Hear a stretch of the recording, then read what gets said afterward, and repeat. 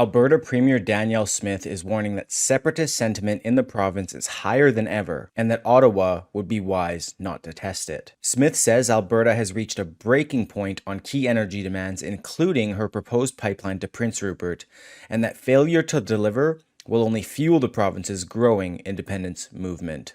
Meanwhile, Smith's approval rating has hit its highest point since taking office, even as several premiers across the country are seeing double-digit drops. The Canadian Taxpayers Federation has released its annual report card, and Alberta is standing out, with Finance Minister Nate Horner earning one of the highest grades in the country, as most provincial finance ministers actually got a failing grade. Alberta is also lifting its U.S. liquor ban, but American products will still face a hefty surtax. And as Canada prepares to host the G7, Alberta Energy is poised to take the spotlight. All that and more on this week's Alberta Roundup. I'm your host, Isaac Lamoureux. Let's dive into that first story now. Alberta Premier Danielle Smith says that separatist sentiment in the province has reached historic highs and that Ottawa would be making a dangerous mistake by ignoring Alberta's demands. After discussing her previously made demands and the risk the Liberals would face by not working with Alberta on addressing each of them independently, along with building a pipeline, Smith had the following to say. Take a listen. We know there's huge frustration out there just because the Liberals won. Yeah. Can you imagine what the frustration will be if what you have been pitching almost daily, your let's call them the demands, plus the pipeline, does not go through? What is the risk to not having that happen? Well, I hope the Prime Minister doesn't want to test it because I take it seriously. I have never seen separatist sentiment be as high as it is right now. We've done our own polling and we've seen numbers as high as 37%. You look historically, I don't know if it's ever been that high. But again, I've also seen it dissipate when Ottawa addresses the legitimate concerns Alberta has. And I'm not kidding that the 9 demands are my short list. I know that there are other tensions that we have with the federal government, but a lot can get resolved when you have the means, because people have good paying jobs, and you also have the revenues to be able to address some of the social pressures. So I think that for our sake and for the country's sake, I can't imagine that there will be another project on the national list that will generate as much revenue, as much GDP, as many high-paying jobs as a bitumen pipeline to the coast. So that will be my pitch, and I hope that he is willing to work with us on it. He seems to be giving us the indication that he is, but we'll know for sure in a few more months. So that's even higher than the 30 to 32% figure Smith referenced earlier this spring, which was also what a May Leger poll found. If you remember, we've been tracking this number on Alberta Roundup all year, and Smith herself has said that she wants separatist sentiment to go down, not up, but as long as Ottawa keeps ignoring Alberta's demands, that number seems to be rising. If the numbers do keep rising, Smith has pledged an Alberta separation referendum in 2026 if enough signatures are gathered. Some are suggesting that the referendum could even take place earlier at the October 2025 municipal elections, especially if the Alberta Prosperity Project gains enough support for its petition by then. So many demands were previously made by Smith of the federal government, and some of them included repealing Bill C-69, the net zero electricity regulations, the oil and gas emissions cap, the net zero vehicle mandates, and much more. Another demand was for the federal government not to impose export taxes or restrictions on Alberta resources and equalization reform. At the heart of Alberta's demand is Smith's proposal for a 1 million barrel per day bitumen pipeline to Prince Rupert, which she pitched to the Prime Minister as part of a broader deal to support Canada's decarbonization efforts. Smith explained that pairing decarbonization investment with a new pipeline is the only viable way to finance these large-scale industrial projects. And we'll remember that there seemed to be a consensus among premiers regarding pipelines following the recent First Minister's meeting, until BC Premier David Eby, who was notably absent from the meeting, threw a spanner in the works.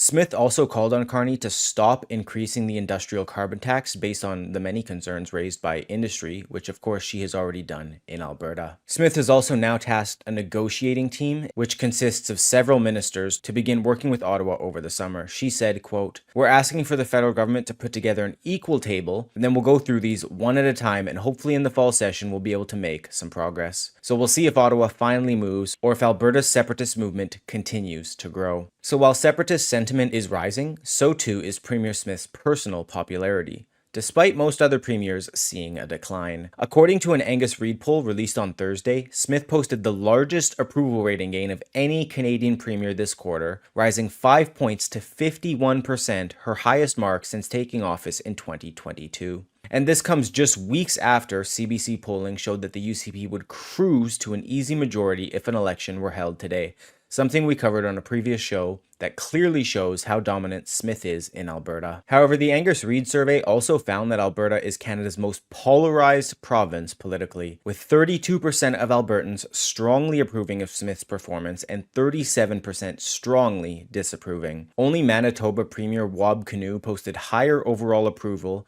of 68%, which has been consistent throughout his leadership as he's constantly polled above the other premiers. Only Smith and Kinew have at least 1/3 of residents strongly approving of their performance, and conversely, Smith and Legault are the lone premiers with more than 1/3 of residents strongly disapproving of their performance. Legault recorded actually the sharpest decline of any premier, falling 13 points to just 25% approval rating, his lowest ever on record, which of course followed Quebec's first credit rating decrease from S&P since 1995. Ontario Premier Doug Ford also saw a 10-point decline, dropping to 38% approval following backlash to Ontario's new Bill 5. EB's approval rating also fell 7 points to 46% amid criticism over two controversial bills, Bill 14 and 15, which opposition parties have argued grant the BC NDP sweeping powers at the expense of transparency, environmental oversight, and Indigenous rights. But despite attacks from the legacy media for her diplomatic approach with the United States and President Donald Trump after she traveled to Mar-a-Lago and met with Ben Shapiro, Smith has clearly not suffered after reaching a record high approval rating for herself. Now let's hop into the Canadian Taxpayer Federation's latest Provincial Finance Minister report card. If you guessed that most provinces failed miserably, you'd be right. Alberta Finance Minister Nate Horner earned a solid B grade, which was actually the second highest in the country. The majority of provincial finance ministers got a failing grade, assuming like most schools, you consider a D to be a fail. The CTF praised Alberta for cutting the lowest income tax rate from 10 to 8%, saving a typical two-person working family about $1,500 a year, which earned Horner an A+ in the tax relief section. But Alberta wasn't perfect. Horner's spending growth earned an F, with spending up 8.4% this year, which is the second highest increase in the country. And perhaps most notably, every single province increased its spending this year. Horner got a B in the debt interest payments category, despite having actually the lowest debt interest payments in the country at $598 per person, and a C in debt by borrowing at least $5.2 billion this year, meaning each Albertan owes about $16,684, which again is the second lowest in the country. Nationwide, the only province to do better than Alberta was Saskatchewan, which earned a B+. Nova Scotia and PEI got a C+ and C- respectively. 4 provinces had D or D-, while Newfoundland and Labrador and Manitoba were both stuck with Fs. Notice that how Manitoba was in last place in this taxpayer report card but has the most popular premier? That's kind of interesting, isn't it? Next up, Alberta is lifting its US liquor ban, but with a catch. Albertans can once again buy US-made liquor after the province ended its 3-month ban on American alcohol imports. The Alberta Gaming, Liquor and Cannabis Commission confirmed that US liquor products are now allowed back in, but a 25% surtax remains on any American liquor shipped after March 4th. US Ambassador to Canada, Pete Hoekstra, welcomed the news. He said, quote, "Very glad to see that Albertans can once again enjoy a cold US beer or glass of wine. Thanks to Premier Danielle Smith for your leadership in removing this barrier to fair and reciprocal trade." Smith first imposed the ban in March as part of Alberta's response to US tariffs on Canadian goods. At the time, she said, quote, "Until further notice, we just have to drink a bit more BC wine and Alberta craft beer and spirits, and that's just fine with us." But Smith also warned that Alberta would not expand pipeline access to the US while current tariffs remained in place, and that focus hasn't changed. Even with the liquor surtax softened, Alberta's broader strategy remains aimed at building global export capacity, not deeper US reliance. A theme that ties directly back to this week's top story on the proposed pipeline to Prince Rupert.